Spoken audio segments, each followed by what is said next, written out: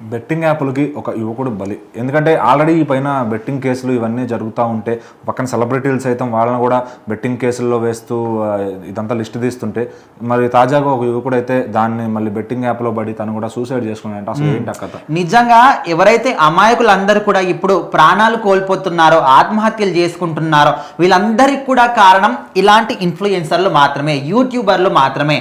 అసలు వాళ్ళు గనక ఈ బెట్టింగ్ యాప్స్ ని ప్రమోట్ చేయకపోతే అసలు బయటికి వచ్చేదే కాదు. ఇప్పుడు రీల్స్ అంటే ప్రతి ఒక్కరు కూడా కామన్ గా చూస్తూనే ఉంటారు, చిన్న పిల్లల దగ్గర నుంచి పెద్దవాళ్ళ వరకు. సో మధ్యలో వీళ్ళు వచ్చి ఈ బెట్టింగ్ యాప్ ఇది, ఇందులో డబ్బులు పెట్టండి, మీరు 10,000 పెడితే 1,00,000 వస్తాయి, ఈ విధంగా వాళ్ళని లోబర్చుకొని వాళ్ళని నమ్మిటట్టు చేసుకొని, ఇప్పుడు వాళ్ళకు ఇన్ఫ్లుయెన్సర్లు కావచ్చు, యూట్యూబర్లు కావచ్చు, ఎక్కువ ఫాలోయింగ్ ఉంటేనే కదా వాళ్ళు ఇవన్నీ కూడా చేస్తూ ఉంటారు. వాళ్ళు నమ్మి వాళ్ళకు ఒక ఫ్యాన్ గా ఉంటారు, వాళ్ళు నమ్ముతారు కాబట్టి వాళ్ళు ఏది చెప్పినా కూడా ఖచ్చితంగా చూస్తారు. సో ఆ నమ్మకాన్ని వీళ్ళు ఒక రీజన్ గా పెట్టుకొని ఇంకా మనం ఏది కూడా చెప్పినా కూడా నమ్ముతారు, ఈజీగా మోసపోతారు అని చెప్పేసి వాళ్ళు ప్రమోట్ చేయడం వల్ల ఇప్పుడు ఇలాంటి ఎంతో మంది అమాయకులు మాత్రం బలైపోతున్నారు.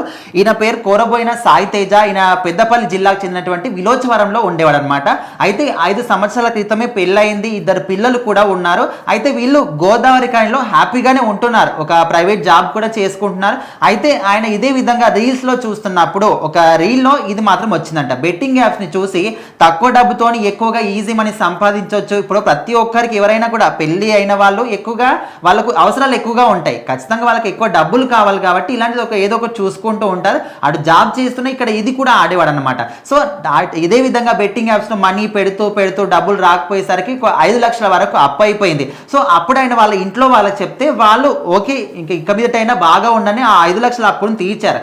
అయినా కూడా అప్పటితో ఈయన ఆపేశాడా, మళ్ళీ ఇదే విధంగా బెట్టింగ్ యాప్స్ లో మనీ పెట్టడం ఆడడం ఇదంతా కూడా మళ్ళీ స్టార్ట్ చేసేసాడు. సో మొత్తానికి ఇక విపరీతంగా ఫ్రెండ్స్ దగ్గర, రిలేటివ్స్ దగ్గర, వేరే వాళ్ళ దగ్గర అప్పులు తీసుకొచ్చి ఇంకా ఏం చేయాలో ఆయనకు అర్థం కాలేదు. సో ఆయన పొలం దగ్గరికి వెళ్ళి గడ్డి మందు తాగి చనిపోవడం జరిగింది. తన స్నేహితుడు కూడా ఫోన్ చేసి చెప్పాడంట.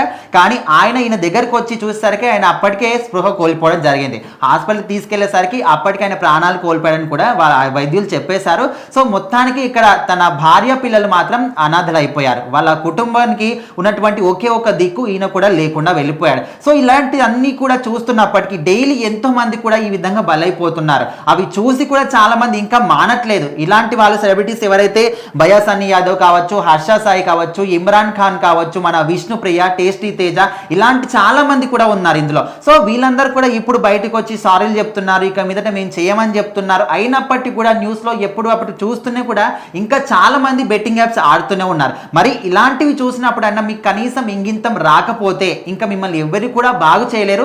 మరి ఇంకొక వ్యక్తి మాత్రం ఇప్పుడు రీసెంట్ గా బలి కావడం జరిగింది. ఇక మీదటైనా ఎవరైతే ఈ విధంగా ఈజీ మనీకి ఏదో లోబర్చుకొని, ఈజీ మనీ అంటే ఎవరు కూడా ఊరికే రాదు.